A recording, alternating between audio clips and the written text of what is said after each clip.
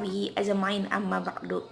Langkah yang pertama, puji syukur kita panjatkan kehadiran Allah Subhanahu wa taala, di mana atas kehendaknya lah kita masih bisa beraktivitas seperti biasanya. Langkah yang kedua, sholawat serta salam ke arwah baginda Nabi besar Muhammad sallallahu alaihi wasallam dengan lafaz Allahumma sholli ala sayyidina Muhammad wa ala ali sayyidina Muhammad. Yang sama-sama kita hormati Bapak dosen kita Dr. Muhammad Ripai MPD, dan yang saya sayangi teman-teman sekalian. Di sini saya akan menjelaskan mengenai faktor-faktor utama penentu struktur organisasi dan unsur-unsur struktur organisasi.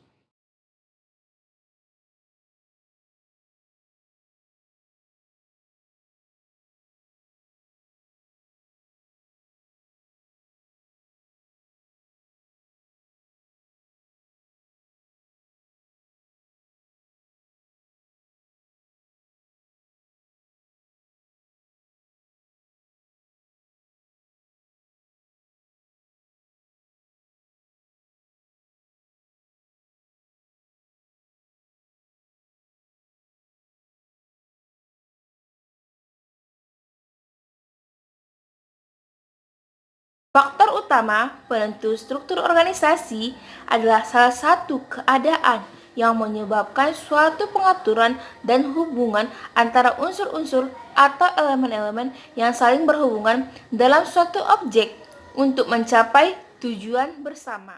Strategi inovasi adalah strategi yang menekankan diperkenalkannya produk dan jasa baru yang menjadi andalan. Strategi minimalisasi biaya adalah strategi yang menekankan pengendalian biaya secara ketat, menghindari pengeluaran untuk invasi dan pemasaran yang tidak perlu.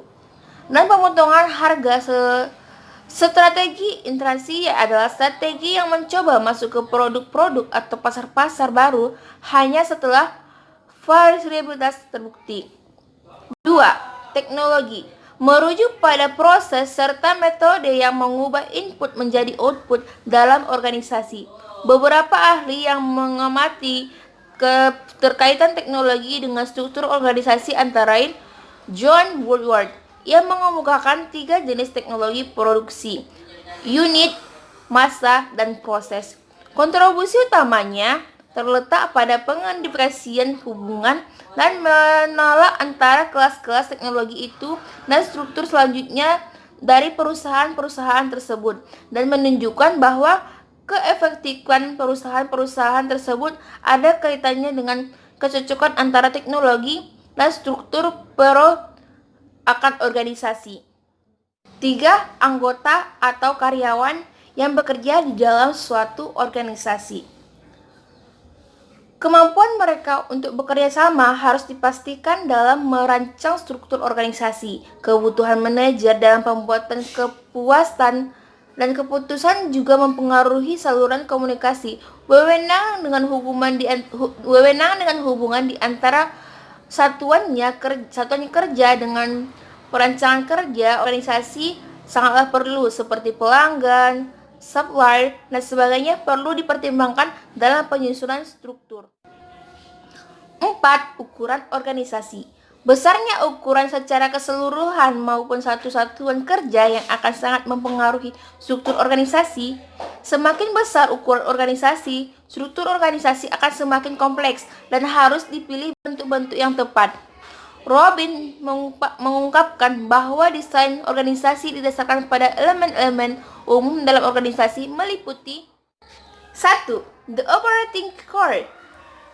Para pegawai yang melaksanakan pekerjaan dasar dalam berhubungan dengan produksi dan jasa dalam dunia pendidikan.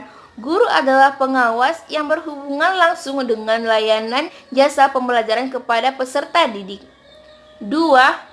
Stakes Epics.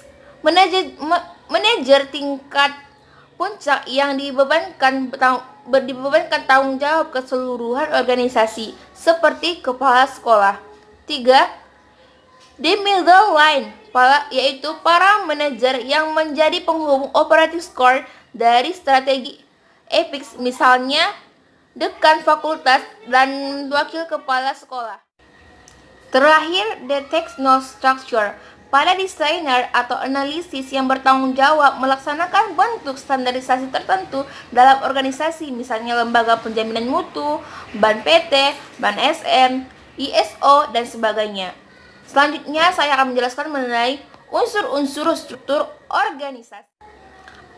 Struktur organisasi ini dijelaskan oleh Hani Handoko, diketahui dengan cara sebagai berikut. 1. Manusia atau human factor. Organisasi ada jika ada unsur manusia yang bekerja sama, ada pemimpin, ada yang dipimpin, dan ada sebuah tujuan.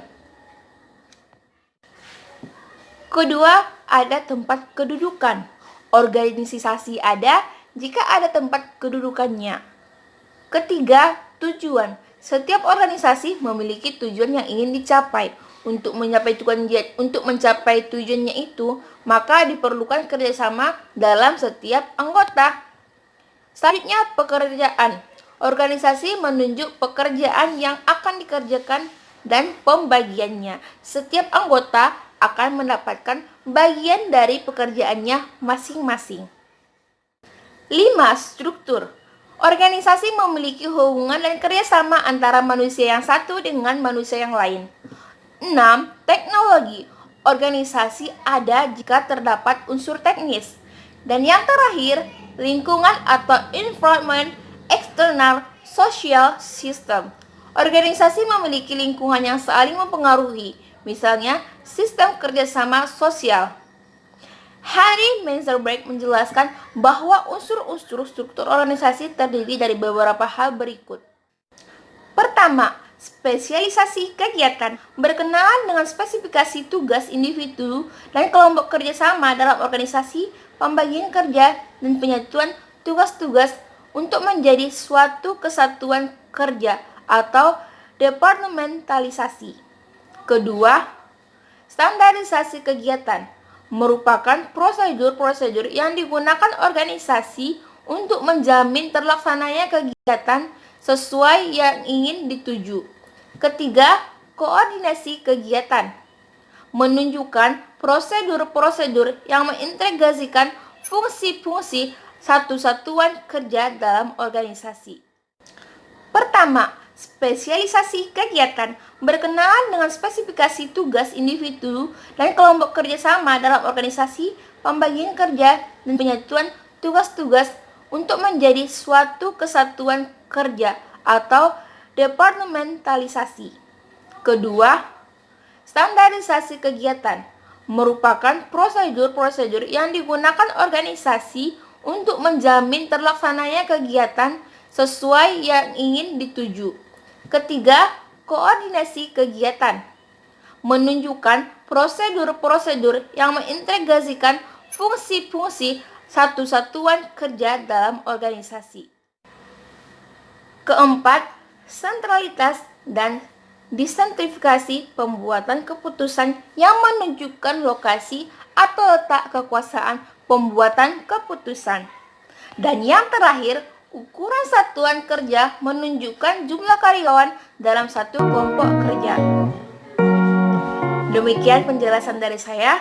Kurang lebihnya saya mohon maaf.